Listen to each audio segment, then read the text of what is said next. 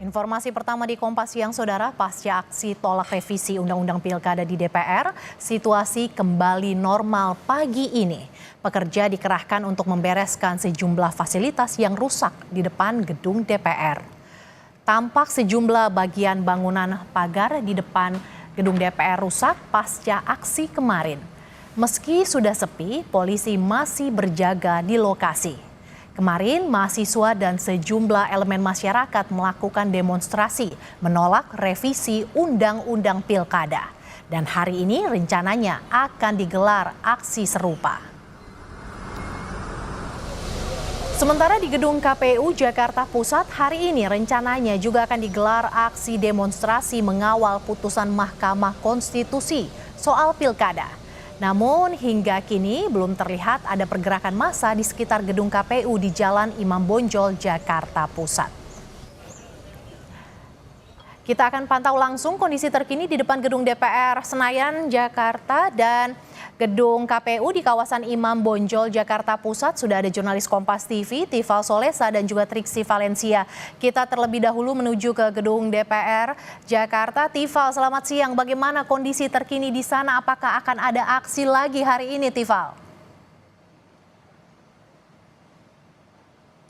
Sejauh ini yang saya pahami belum ada informasi apakah akan ada rencana unjuk rasa dengan semangat serupa seperti yang berlangsung kemarin di tanggal 22 Agustus berhubungan langsung dengan upaya revisi terhadap Undang-Undang Pemilihan Kepala Daerah dari berbagai pihak. Tapi yang sejauh ini yang saya pahami, mengingat saya berada saat ini di Gedung Nusantara II, sejauh ini Dewan Perwakilan Rakyat Republik Indonesia hanya memiliki dua agenda. Yang pertama, agenda berlangsung di Komisi 3 DPR RI, di Komisi Bidang Hukum.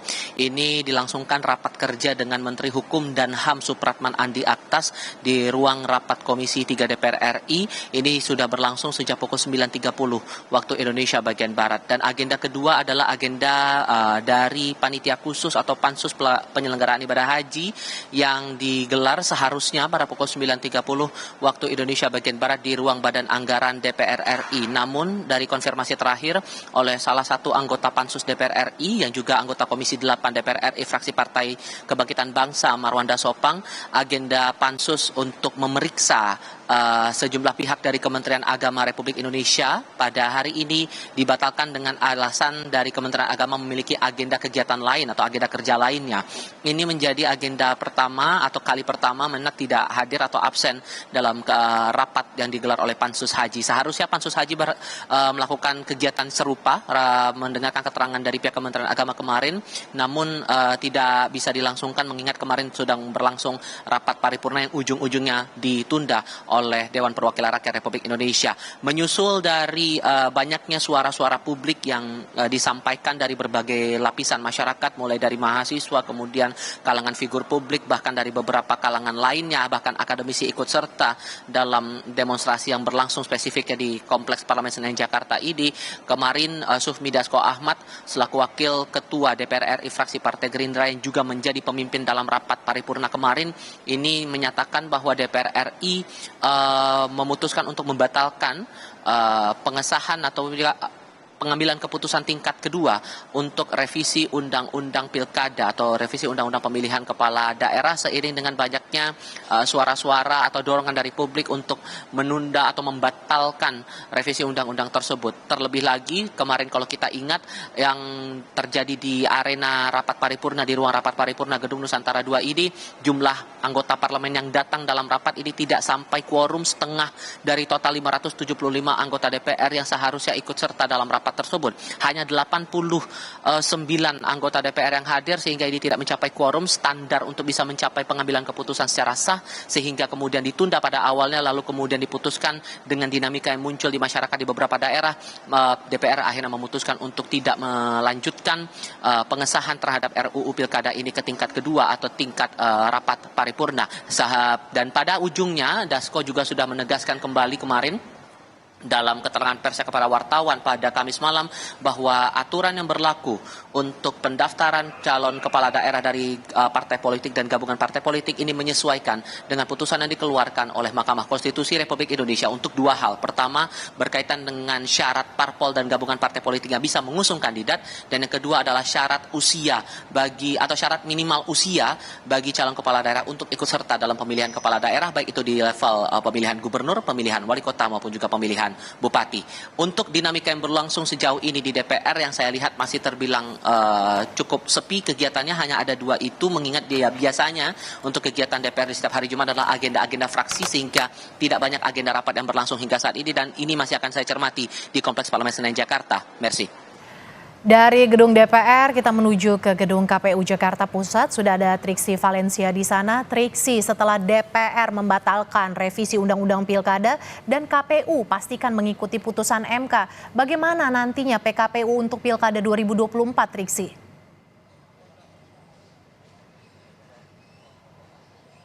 Ya, Mercy dan juga saudara, yang sudah ditegaskan dari Ketua KPU maupun juga jajarannya pada press conference semalam bahwa dari pihak KPU akan mengikuti putusan dari Mahkamah Konstitusi yang sudah dibacakan pada tanggal 20 Agustus 2024. Nah, tapi ada beberapa langkah yang kemudian harus dilakukan oleh KPU, mengingat juga ada prosedur yang harus dilewati, seperti misalnya yang sudah disampaikan adalah pertama, yakni melakukan rapat dengar pendapat bersama dengan DPR Komisi 2, lalu kemudian yang kedua adalah bersama dengan Kemenkumham melakukan rapat harmonisasi.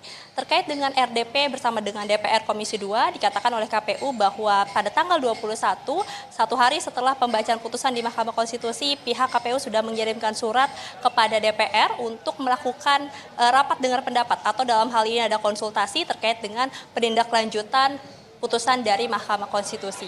Nah, tadi kami juga sudah mengkonfirmasi kepada Ketua Komisi 2 DPR RI, yakni Ahmad Doli Kurnia, yang menyebutkan bahwa betul sudah menerima undangan dan juga akan diagendakan pada hari Senin tanggal 26 Agustus 2024. Nah, berarti Mercy dan juga saudara, ini sangat mepet sekali waktunya, di mana pada tanggal 26 ini adalah satu hari menjelang pendaftaran yang akan dibuka pada tanggal 27 Agustus. Maka dari itu memang kalau melihat bagaimana tindak lanjut dari putusan Mahkamah Konstitusi, KPU memiliki waktu yang sangat singkat untuk kemudian menyusun draft, kemudian memeriksa kembali aturan-aturannya dan memberlakukan terkait dengan putusan dari Mahkamah Konstitusi.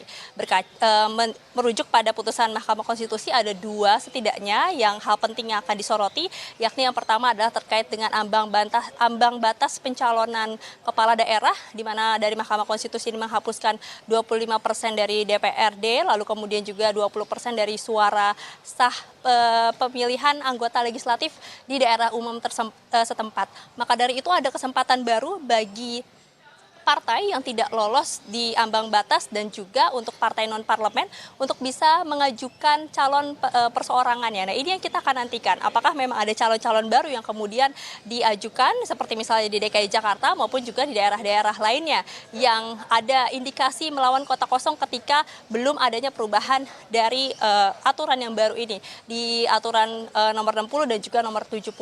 Nah, yang berikutnya juga yang akan menjadi sorotan adalah bagaimana penghitungan batas minimum usia pencalonan kepala daerah. Nah, kalau dikatakan dari Mahkamah Konstitusi ini menegaskan kembali bagaimana batas minimum usianya adalah pada saat KPU menetapkan dari bakal pasangan calon kepala daerah. Nah, inilah sudah harus mengikuti syarat. Jadi bukan pada saat pelantikan baru disesuaikan umurnya. Nah, itu adalah dua hal yang kemudian nanti akan dimasukkan dalam PKPU.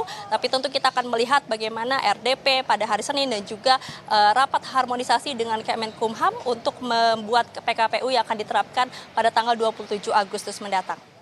Merci. Triksi, untuk memastikan KPU mengikuti putusan MK, apakah akan ada aksi lanjutan hari ini di sana, Triksi? Ya, betul sekali. Mengawal putusan Mahkamah Konstitusi, ini ada beberapa aksi yang rencananya akan dilakukan pada hari ini. Tadi kami mendapatkan informasi dari Kapolsek Menteng, yakni akan ada 3 aksi setidaknya yang akan berlangsung.